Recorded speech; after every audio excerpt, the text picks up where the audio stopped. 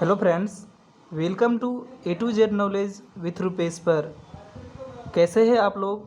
I hope आप लोग अच्छे होंगे और स्वस्थ होंगे। मैं उम्मीद करता हूं कि आप पिछले की वीडियो ज़रूर देखे होंगे।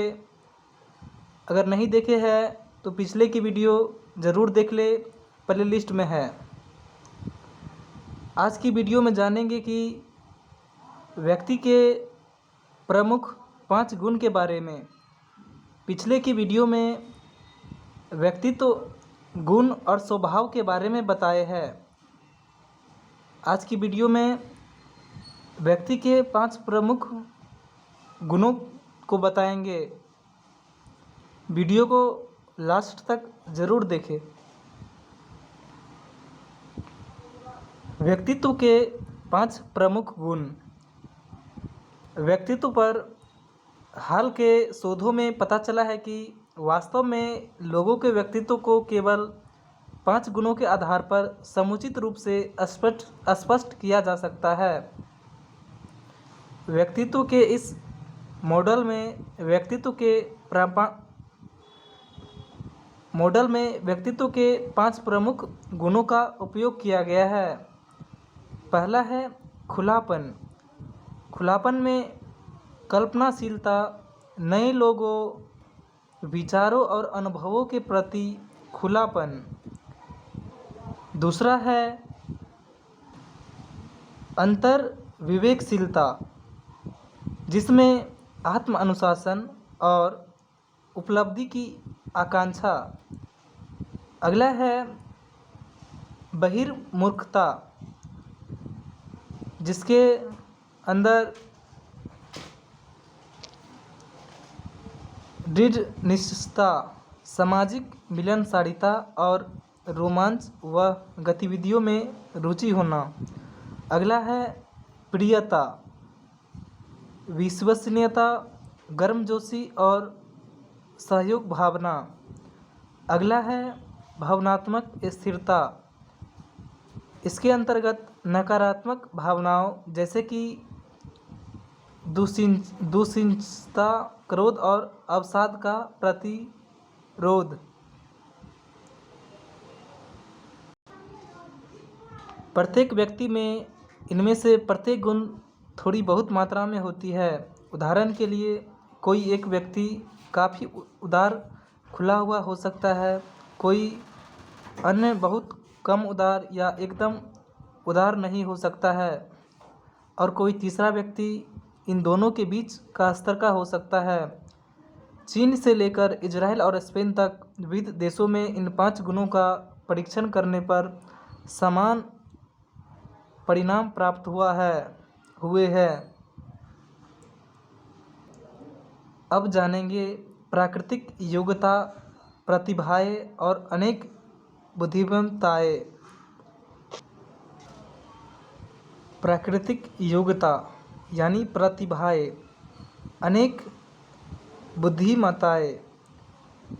20वीं शताब्दी की शुरुआत में हार्वर्ड विश्वविद्यालय के दर्शनशास्त्र के एक स्नातक जॉनसन ओ'कॉनर ने पाया कि खुश, उत्पादक, उपलब्धियां हासिल करने वाले, शांति कायम करने वाले नेता, पेशेवर कारीगर और कलाकार प्रायः ऐसे कार्य करते हैं जिनके लिए उनमें प्राकृतिक योग्यता होती है। इससे ओ'कॉनर को आंतरिक क्षमता की माप के लिए एक टेस्ट बैटरी की प्रेरणा मिली, एक ऐसी बैटरी जो अभी भी जॉनसन ओ'कॉनर रिसर्च फाउंडेशन द्वारा और कुछ उन्नत रूप में बाल फाउंडेशन द्वारा उपयोग की जाती है। ये दोनों अमेरिका के अलाभकारी वैज्ञानिक शोध संगठन हैं। हार्वर्ड के डॉक्टर होवार्ड गार्डनर द्वारा किए गए प्रमुख अध्ययन में ओ'कॉनर की इस खोज की पुष्टि हो गई है कि बुद्धिमत्ता बहुल, अनेक प्रकार की और विविधतापूर्ण होती है। यह एकमात्र और एक जैसी नहीं होती। और यह कि विविध प्रकार की प्राकृतिक प्रतिभाओं का परीक्षण किया जाना चाहिए। जॉनसन ओ कॉर्नर और उसके सहकर्मियों ने इनमें से 17 गुणों की पहचान की और निस्संदेह इससे अधिक है। परीक्षणों को परिश्रेणियों में बांटा गया है। व्यक्तित्व यह तय करता है कि क्या कोई व्यक्ति वस्तुनिष्ठ है, जो दूसरों के साथ कार्य करने के लिए सर्वोत्तम उपयुक्त है, या विषयनिष्ठ है और विशेष प्रकार से व्यक्तिगत रूप से कार्य करने के लिए ज़्यादा उपयुक्त है।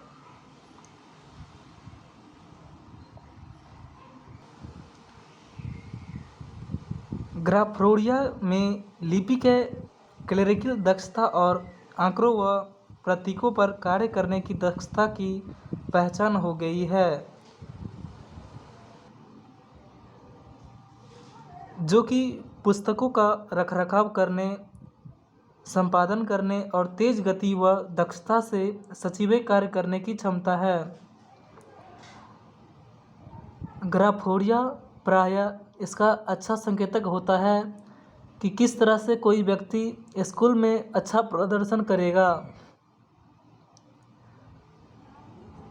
आइडियाफोडिया रचनात्मक कल्पनाशीलता और विचारों को व्यक्तित्व करने की क्षमता की माप करता है, जिसकी ज़रूरत सेल्स, विज्ञापन, शिक्षण, जनसंपर्क और पत्रकारिता जैसे क्षेत्रों में होती है। स्ट्रक्चरल विजुअलाइजेशन ठोसों की कल्पना करने और 3 आयामों में सोचने की क्षमता का परीक्षण करता है। यह योग्यता प्रायः ठोस विचारकों में पाई जाती है, जो अमूर्त सोच के मामले में बेहतर प्रदर्शन नहीं करते। यह इंजीनियरों, मैकेनिकों और वास्तुकारों के लिए महत्वपूर्ण होती है। इंट्यूटिव रीजनिंग, जो अलग अलग बटे तथ्यों में तार्किक निष्कर्ष निकालने में मदद करती है। वकीलों, शोधकर्ताओं, डायग्नोस्टिक डॉक्टरों, लेखकों और आलोचकों के लिए महत्वपूर्ण है, जिन सबके लिए विशेष से सामान्य पर तेज़ी से लौटने की क्षमता आवश्यक होती है। अनुभव किए जाने वाले पैटर्नों और व्यापक परिदृश्य पर विवरणों के संकलन से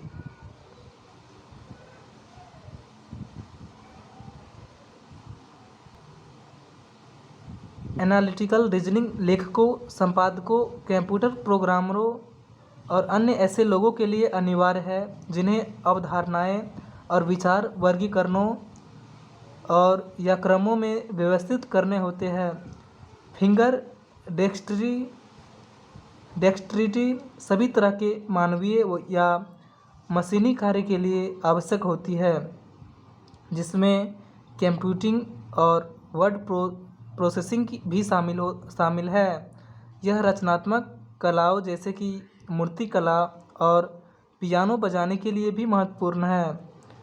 ट्विज़र्स डेक्स्ट्रिटी छोटे औजारों को बारीकी से इस्तेमाल करने की कला है, जो सर्जरी, घड़ीसाजी और माइक्रोचिप लगाने जैसे कामों के लिए उपयोगी है।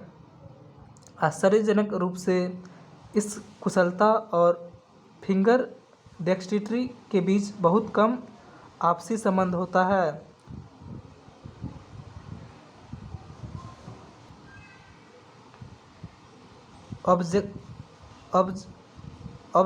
ऑब्जर्वेशन सावधानीपूर्वक देखने की क्षमता है, जिसका परीक्षण करने के लिए परीक्षकों द्वारा कई वस्तुओं का फोटोग्राफ दिखाया गया और फिर उनसे उन्हीं वस्तुओं के 10 अन्य चित्रों में मामूली परिवर्तनों की पहचान करने के लिए कहा गया।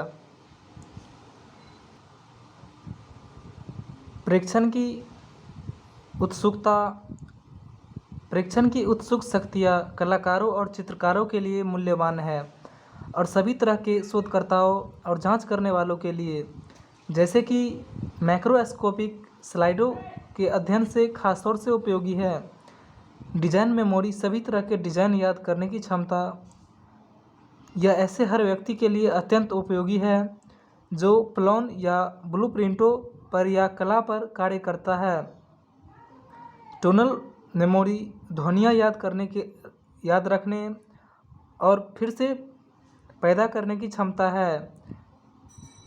पिच डिस्क्रिमिनेशन संगीत की धुनों के बीच अंतर करती है। रिदम मेमोरी लय की टाइमिंग की माप करती है। टोनल मेमोरी ध्वनियाँ याद करने के लिए और फिर से पैदा करने की क्षमता है। टिम्बर डिस्क्रिमिनेशन एक ही चिप और तीव्रता वाली ध्वनियों के बीच अंतर करने की क्षमता मापता है। नंबर मेमोरी दिमाग में एक साथ अनेक बातें सहेजने की क्षमता है जो कानून, चिकित्सा और छात्रवृत्ति जैसे पेशों में उपयोगी है, जिनसे ऐसे तथ्यों और सूचनाओं की मात्राएं याद रखनी होती है जिनके आधार पर निर्णय, निदान या निर्धारक किए जाते हैं। न्यूमेरिकल रीजनिंग यह संख्याओं के सेटों के बीच संबंध पहचानने की योग्यता है जो पुस्तकों के रखरखाव, बुककीपिंग, लेखा, अकाउंटिंग, कंप्यूटर प्रोग्रामिंग तथा एक्चुअल कार्य में भी बहुत सहायक होती है। सिलोग्राम अपरिचित शब्दों और भाषाओं को सीखने की क्षमता की माप है। अनुवादकों के साथ साथ यह कुशलता भाषा शिक्षकों और अनुवाद कार्य करने वाले लोगों के लिए भी महत्वपूर्ण है। फोरसाइट दिमाग को किसी दूरगामी लक्ष्य पर केंद्रित रखने और भविष्य के मार्ग व रुकावटों का दूरदर्शी अनुमान लगाने की क्षमता है। बाजार शोध विश्लेषकों, मार्केट रिसर्च एनालिस्ट, बिक्री का पूर्वानुमान करने वाले, राजनीतिक शास्त्रों, कूटनीतिज्ञों, राजनीतिक और कंपनियों के नेताओं आदि को पूर्वानुमान हेतु दूरदृष्टि की आवश्यकता होती है। कलर परसेप्शन रंगों के बीच भेद कराने की यह क्षमता fashion designing, multimedia graphic artist, painting,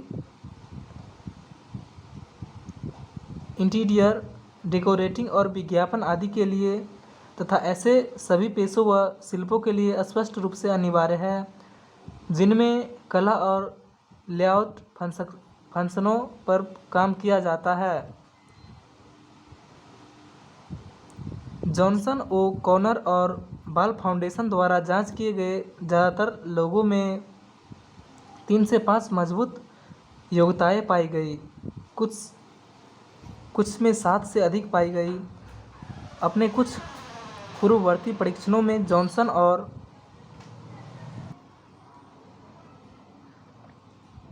एक बार फिर से दोहराते हैं, जॉनसन ओ कॉनर और बाल फाउंडेशन द्वारा जांच किए गए ज़्यादातर लोगों में 3 से 5 मजबूत योजनाएं पाई गई, कुछ में 7 से अधिक पाई गई। अपने कुछ पूर्ववर्ती परीक्षणों में जॉनसन ओ कॉनर से शब्दावली और पेशे में सफलता के बीच एक खास सहसंबंध पाया।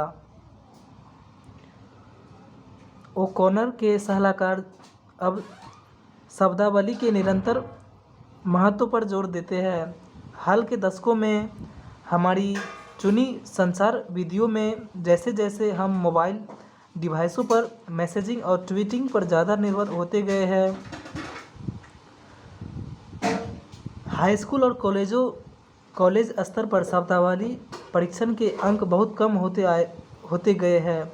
योग्यता, कुशलताएं और रुचियां बताती है कि व्यक्ति किस दिशा में जाएगा और शब्दावली का स्तर यह पूर्वानुमान करने में मदद करता है कि अपने चुने गए आजीविका के मार्ग पर कोई व्यक्ति कहां तक पहुंच सकेगा।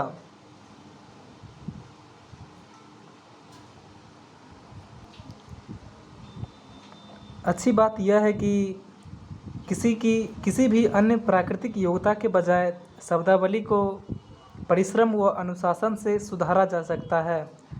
काल्पनिक और वास्तविक साहित्य पढ़ने से इसमें काफ़ी सुधार हो सकता है, ज्ञान मिलता है, कल्पना शक्ति प्रेरित होती है और संवाद कौशल बेहतर बनते हैं।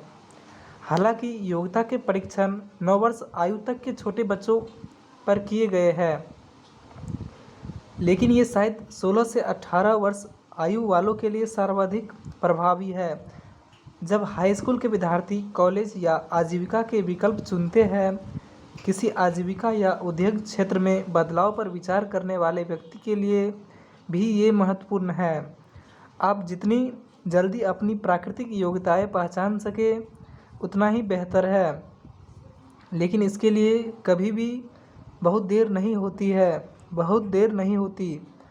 प्राकृतिक योग्यताओं को पहचानना आजीविका के विकल्पों में निराशाओं, तनाव और क्रोध से बचाव करने के लिए भी आवश्यक है। किसी सृजन या युवा पुत्र अपने प्रसिद्ध पिता के नक्शे कदम पर नहीं चल सकता था, क्योंकि सरल सर्जिकल प्रक्रियाओं के दौरान उसे बहुत अरुचि होती थी। उसके पिता ने उसे उसकी कायरता कहा।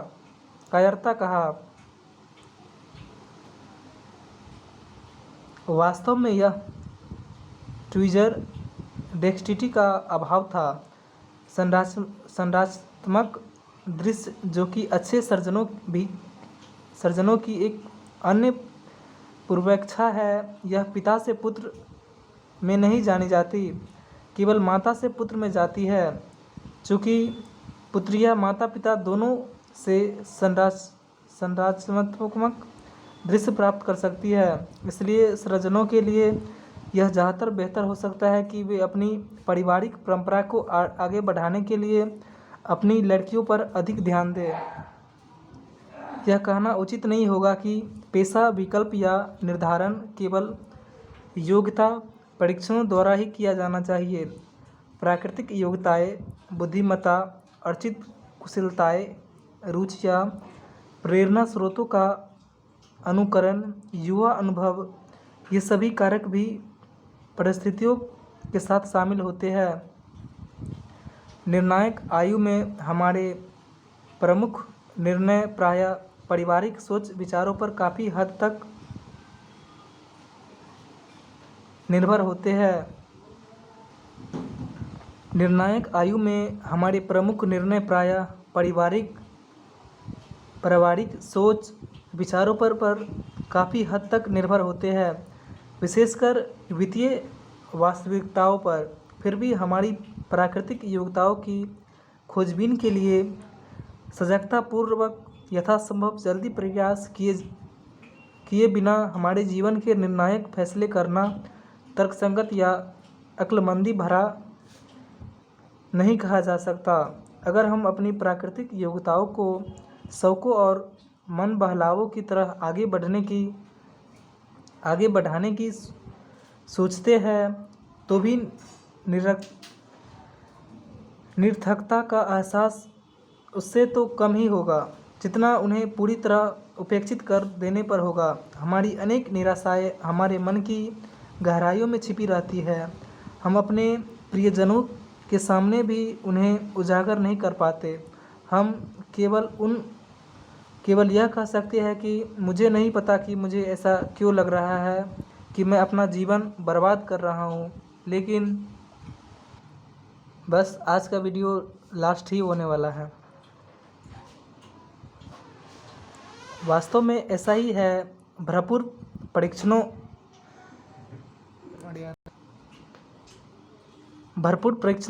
से बार बार पता चलता है कि हम सब में प्रतिभाएं हैं।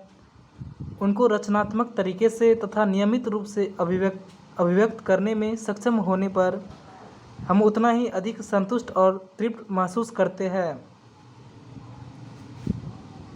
गुणों और योग्यताओं को समझने का एक अन्य उपयोगी तरीका यह है कि उन्हें बुद्धि का उपयोग करने के तरीकों के रूप में देखा जाए। आपकी आंतरिक प्रतिभाओं को कुशलताओं में विकसित करने में बुद्धि क्या करती है? क्या किसी IQ टेस्ट में ऊंचा अंक पाना बुद्धिमत्ता नहीं है? कतई नहीं। वास्तव में IQ स्कोर का प्रायः असली दुनिया की बुद्धि से प्रायः कोई संबंध नहीं होता। माप परीक्षा में शब्दों और गणित की योग्यता जांची जाती है, जिसकी ज़रूरत आपको परंपरागत अकादमिक विषयों में बेहतर प्रदर्शन के लिए होती है। इससे आपको डांस को कोरियोग्राफ करने, कोई जहाज़ चलाने, टोकरी बुनने, प्रकृति का परीक्षण करने या किसी परेशान मित्र को सांत्वना देने की क्षमता नहीं है आंकी जाती है। ये सभी क्षमताएं भी बुद्धि दर्शाती है। इन विविध प्रकार की बुद्धिमत्ताओं को अनेक बुद्धिमत्ताएं मल्टीपल इंटेलिजेंस कहा जाता है। मुझे उम्मीद है कि इस वीडियो से आपने बहुत कुछ सीखे होंगे। वीडियो पसंद आए तो लाइक, शेयर और कमेंट ज़रूर करें। मिलते हैं नेक्स्ट वीडियो में नए टॉपिक के साथ। थैंक्स। आपका समय शुभ हो।